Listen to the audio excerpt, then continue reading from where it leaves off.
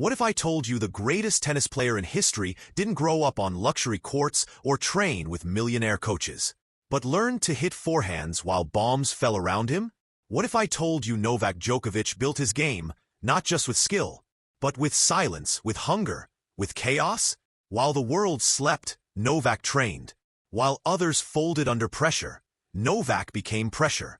And while millions watched Federer and Nadal dominate the headlines, Novak quietly studied, practiced, obsessed, until he was undeniable.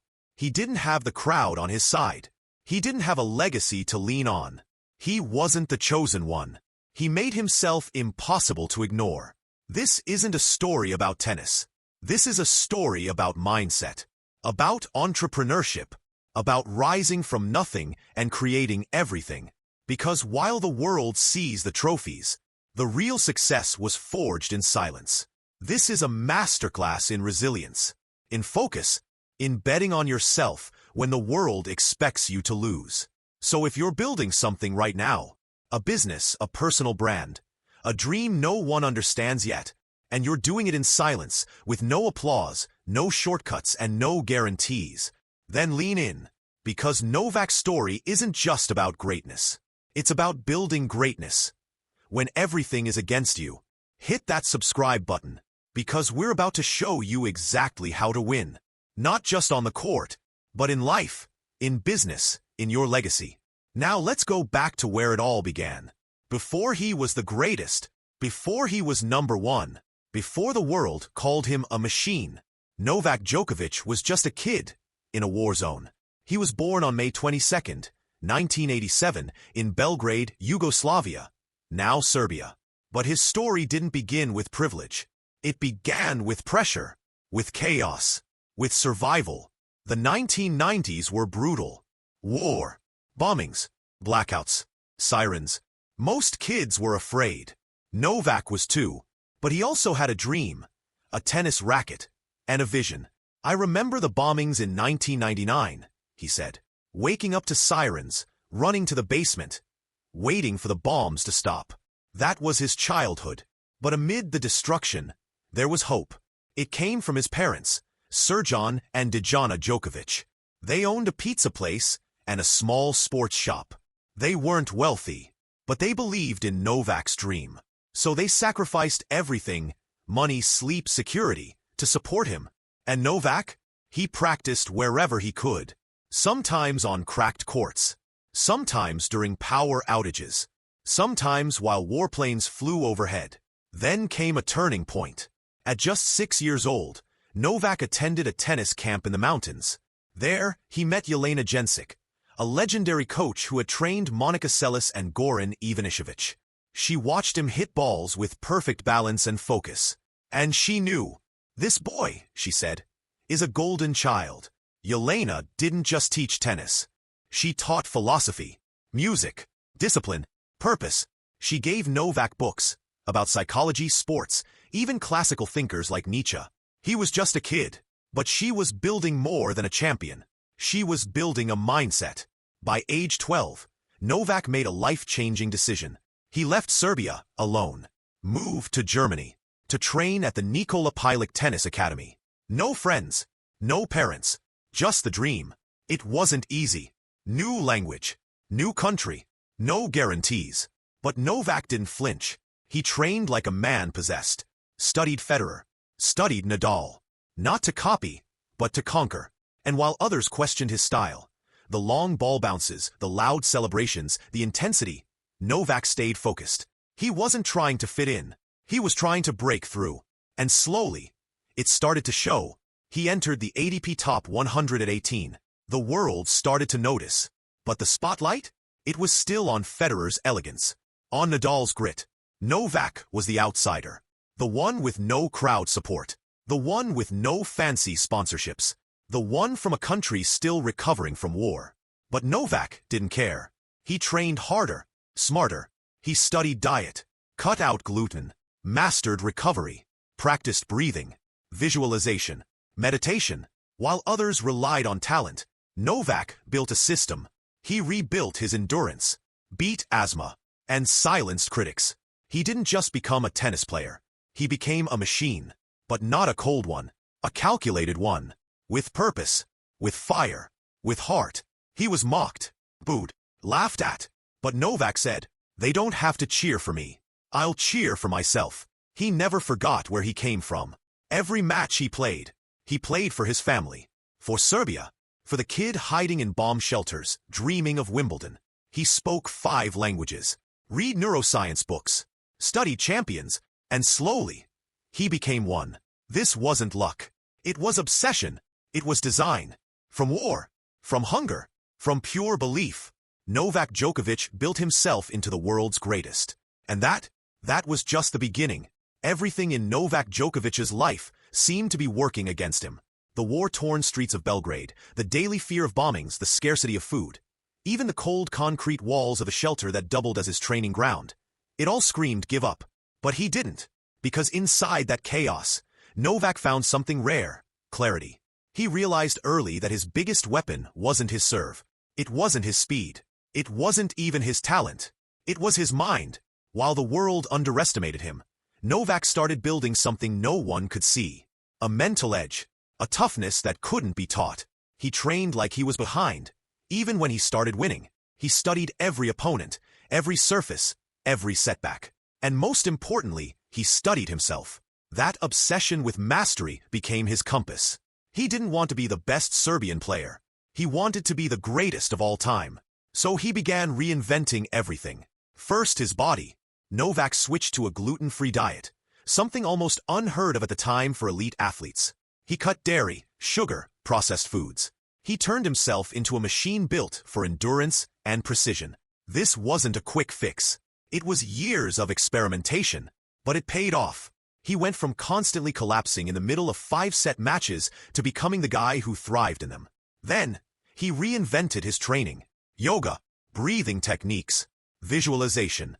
He brought in specialists, read ancient texts, watched hours of footage. He began every day with gratitude, not just for the wins, but for the struggle. Because he knew that struggle is what shapes champions. And the tennis world? They didn't know what to do with him. He wasn't flashy like Federer. He wasn't beloved like Nadal. He wasn't marketed as a prodigy. He was the outsider, the disruptor. But he kept showing up. And every time he did, he broke another record, silenced another critic, won another Grand Slam. Between 2011 and 2016, Novak Djokovic went on one of the most dominant runs in tennis history. He beat everyone, everywhere, on every surface. He won all 4 majors, held all 4 at once, something even Federer and Nadal never achieved. But the media? They still questioned him. Why wasn't he more emotional? Why didn't fans cheer for him like they did for Roger or Rafa? It stung. Of course it did. But Novak didn't beg for love. He just kept building. He turned those doubts into fuel, turned rejection into resolve. He launched a foundation to help children in Serbia, started investing in businesses that aligned with his values, built a brand around discipline, focus, and belief. He became more than a tennis player. He became a symbol of what's possible when you don't just want success. You prepare for it. Not for one season, not for one match, but for a lifetime. And the numbers? They started catching up to the story. Over 20 Grand Slam titles. Over 400 weeks as world #1. More Masters 1,000 titles than any player in history. By 2023, Novak wasn't chasing greatness anymore. He was greatness. But he still trained like he was 19. Still played like he had something to prove. Because that's what champions do. They don't wait to be crowned. They earn it. Every single day. And here's the thing most people miss. Novak didn't rise because the world made space for him. He rose because he carved a space of his own. In a sport that wasn't built for him. In a system that didn't favor him. In a world that wanted him to stay in the shadows of Federer and Nadal. He stood up and said, "No, not by talking, by showing, by winning, by becoming undeniable." And that mindset? That's something you can apply to any field. Whether you're building a business, launching a brand, starting a side hustle, or reinventing your life. Novak's story reminds you, no one's coming to hand you a title. You've got to train for it, build for it, bleed for it. And when you do, the world won't be able to ignore you. Just like they couldn't ignore Novak Djokovic. He didn't just survive the system. He mastered it. And in doing so, he didn't just change the game. He redefined what it means to be great. So what can you learn from Novak Djokovic? Because this story isn't just about tennis. It's about becoming undeniable in a world that constantly tries to doubt you. Novak didn't become the greatest because of natural talent alone. He became the greatest because he mastered things most people ignore. Let's break it down. First, discipline beats everything. Not motivation, not hype, not natural ability. Discipline. While other athletes relied on their talent, Novak relied on routines. While the world partied, he meditated. While others blamed, he adjusted. While most trained when it was convenient, Novak trained when it wasn't. Early mornings, late nights, jet lag, altitude, injuries, pressure. He trained through all of it. And if you're building a business, launching a brand, or chasing a dream, your discipline is your engine. It's the only thing that keeps you going when the lights stop, the views slow down, and no one's clapping. Second, obsess over optimization. Novak changed everything about himself to get 1% better. His diet, his sleep, his gear, his breath work, his focus. He wasn't afraid to reinvent. Again and again. The lesson? Don't be married to one method. Be married to results. If your content isn't working, change the angle. If your business is stuck, pivot the offer. If your audience isn't growing, change the story. Novak teaches us that champions evolve constantly. Not because they're broken, but because they're hungry. Third, you don't need the crowd to win. This one's personal. For years, Novak wasn't the crowd favorite. Even when he was number one, even when he was breaking records, the fans still cheered louder for Federer or Nadal. And he could have crumbled, could have resented it. But instead, he doubled down on himself. That's the entrepreneurial mindset. Some of you are posting content every day, launching products, running ads, and still, no viral moment, no fan base, no applause. Keep going. Your validation doesn't come from noise. It comes from results, from impact, from growth. Novak didn't wait for the world to love him. He loved the work, and the world eventually followed. Fourth, treat your body like a business. This is something most entrepreneurs ignore. Novak understood early that his energy was his most valuable asset. Not money, not connections, energy. So he invested in sleep, clean eating, stretching, breath control, meditation, all the boring, unsexy things that build long-term stamina. If you're burning out, hustling 16 hours a day on caffeine and no sleep, understand this. Your creativity suffers. Your decision-making suffers. Your results suffer. Success isn't about doing more. It's about having the energy to do what matters consistently. Fifth, build like a champion, even when no one's watching. Before Novak became number one in the world, he trained like he already was. That's the blueprint. Too many people wait for the deal, the sponsor, the client, the follower count. Then they want to show up like pros. No, show up now like you've already made it. Design your content like you're reaching millions, even if it's just 50 views. Speak with authority, even if no one's replying yet. Sharpen your systems, even if the revenue isn't flowing. Because when the world does start watching, it'll be too late to build. You'll need to be ready. Sixth, master your mind. This might be the biggest one. Novak spends hours training his mind. Visualization, mindfulness, emotional regulation. Because he knows the most dangerous opponent isn't across the net. It's in your head. Self-doubt, imposter syndrome, fear, anxiety. They show up in tennis, in business, in YouTube, in anything worth doing. And Novak trained for that. So should you. Start journaling. Start meditating. Start noticing the story you tell yourself every day. And rewrite it. Your thoughts become your habits. Your habits become your results. And finally, turn setbacks into strategy. Novak faced injuries, media hate, political controversy, tournament bans, and still came back stronger. Because he never wasted pain. He used it. If he lost, he learned. If he was disrespected, he got sharper. When he was banned from the US Open, he trained harder for the next one. That's how you win in the long term. Don't just survive setbacks. Mine them for wisdom. Ask, what is this teaching me? How can I adapt? What can I refine? And then build again. Smarter, stronger. So what's your version of the Novak Djokovic story? You don't need a racket. You don't need a stadium. You don't need a million followers.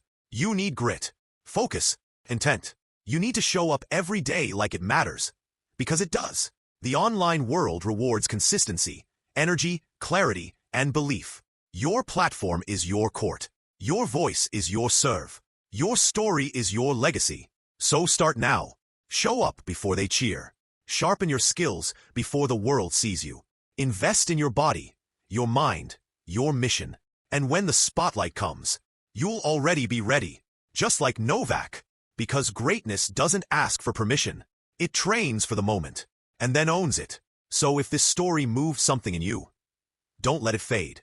Because right now, while the world is scrolling, swiping, and chasing trends, you have the chance to do something different.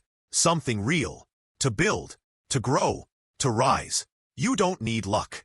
You need commitment. You don't need approval. You need action. Because Novak Djokovic didn't wait to be chosen. He prepared to be legendary. And so can you. If you're building your brand, growing a business, chasing a dream, this channel is for you. We don't just tell stories. We break down the mindset, the strategy, and the systems behind greatness, so you can apply them. So hit that subscribe button right now. Drop a comment and tell us what you're building, what you're training for, what your version of the court looks like. And if you know someone grinding in silence, share this video with them. Because one video can change someone's direction. One decision can start the rise. You don't need a million views. You need one moment of clarity. And maybe this is it. Your move. We'll see you in the next story. Keep building. Keep believing. Keep going.